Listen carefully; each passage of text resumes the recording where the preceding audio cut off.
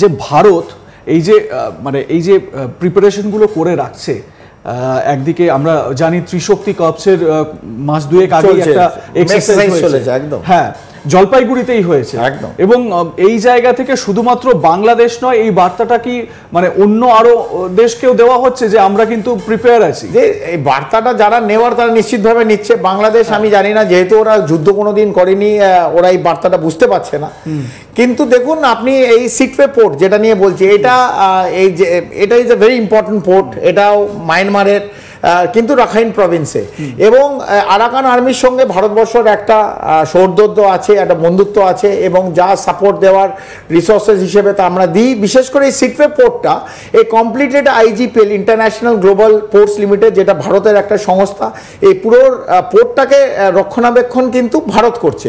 এবং ভারতের একটা লক্ষ্য আছে, ভারতের লক্ষ্য হচ্ছে সিটওয়ে পোর্টটাকে আরও ভালো করলে তাহলে এই সেভেন সিস্টারে যে ইউনিস সরকার বলছিল সেভেন গার্ডেন মানে সেভেন সিস্টারে ইজ এ ল্যান্ডলকড, আর উনি নাকি বে অফ বেঙ্গলে বঙ্গোপসাগরের বাবা পৃথ্বীদেব, সেটাকে ভুল ভাঙানোর জন্য এইখান থেকে কিন্তু রাস্তা চলে যাচ্ছে একদম মিজোরাম থেকে মেঘালয় এবং আসাম, এবং সেভেন সিস্টারের সিটওয়ে পোর্ট থেকে কিন্তু 70টা জাহাজ ইতিমধ্যেই এই হলদিয়া পোর্ট পশ্চিমবাংলা থেকে কিন্তু যাচ্ছে, এবং সমস্ত যে মালবহী পণ্যবহী জাহাজ এই কার্গো ভেসেলে কিন্তু সমস্ত রপ্তানি এখান থেকেই আপাতত যাচ্ছে এই সিটওয়ে পোর্ট।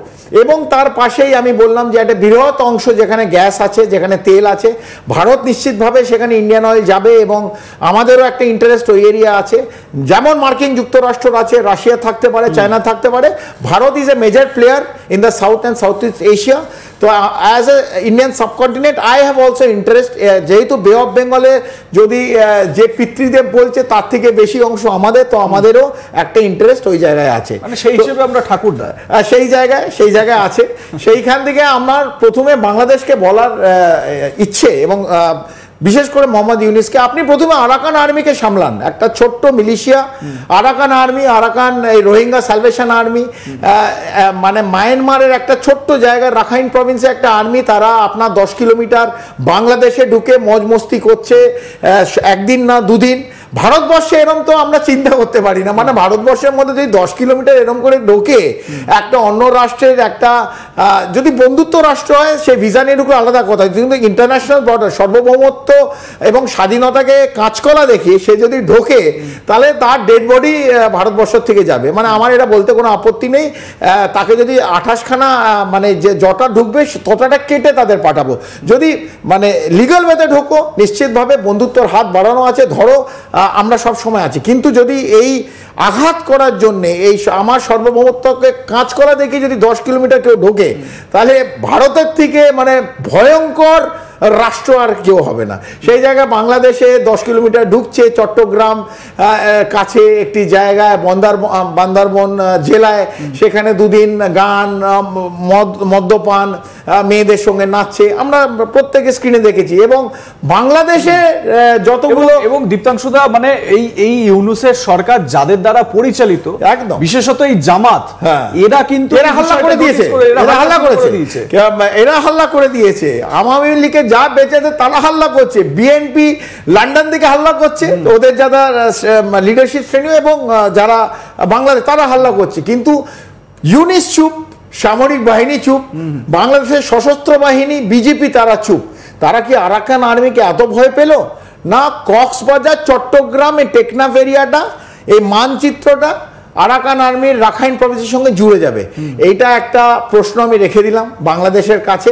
না হলে তো আমি দেখতাম যে ইউনিস গর্জে উঠতো কিরম করে একটা অন্য রাষ্ট্রের একটা মিলিশিয়া, যারা কিছুদিন আগে বাংলাদেশের রোহিঙ্গা এবং বাংলাদেশের বিজিবিকে মানে বিচ্ছিরিভাবে মেরেছিল, এবং তারা রিট্রিট করেছিল, এবং কমপ্লিট যে ইন্টারন্যাশনাল বর্ডার মায়ানমার আর বাংলাদেশ 271 কিলোমিটার তারা নিজেদের কন্ট্রোলে নিয়ে নিয়েছে।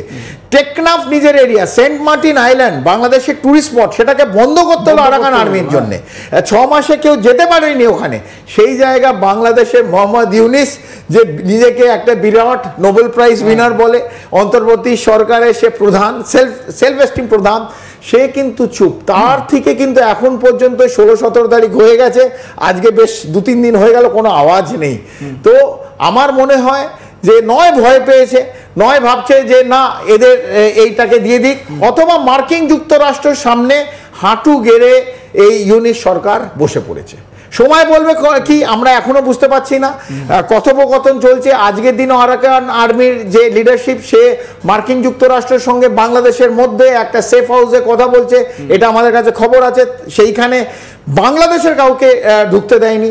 মার্কিন যুক্তরাষ্ট্র 3 জন, আরাকান আর্মি 4 জন এবং এআরসের 2 জন, আরাকান রোহিঙ্গা সালভেশন। ব্যাপারটা এরকম, অনেকটা এরকম যে বাংলাদেশ নিজের ঘরে নিজেই অনাথ, নিজের একদম অনাথ হয়েছে। এবং অনাথ থেকে হাস্যকর এই একটা আরাকান আর্মির মতন একটা মিলিশিয়া 10 কিলোমিটার ঢুকে তারা মৌজমস্তি করছে একটা অন্য রাষ্ট্রে, এবং সেই রাষ্ট্র চুপ। এটা অদ্ভুত লাগছে। তারা ভাবছে মানে ভারতবর্ষকে অ্যাটাক করবে, কলকাতা নিয়ে নেবে, শিলিগুড়ি করিডোর ভাবছে, যে নিজের সার্বভৌমত্ব রক্ষা করতে পারে না, যে একটা ছোট্ট মিলিশিয়াকে আটকাতে পারে না, তারা ভারতবর্ষের দিকে তাকিয়ে কথা বলে। একদমই তাই।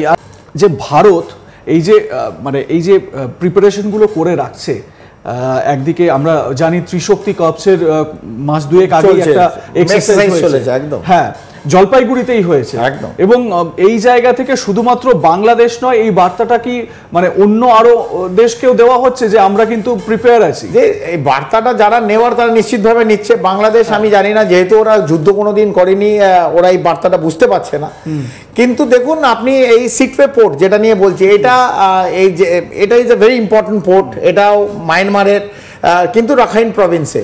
এবং আরাকান আর্মির সঙ্গে ভারতবর্ষের একটা সৌহার্দ্য আছে, একটা বন্ধুত্ব আছে, এবং যা সাপোর্ট দেওয়ার রিসোর্সেস হিসেবে তা আমরা দিই। বিশেষ করে এই সিটওয়ে পোর্টটা এই completed IGPL, international global ports limited, যেটা ভারতের একটা সংস্থা, এই পুরো পোর্টটাকে রক্ষণাবেক্ষণ কিন্তু ভারত করছে।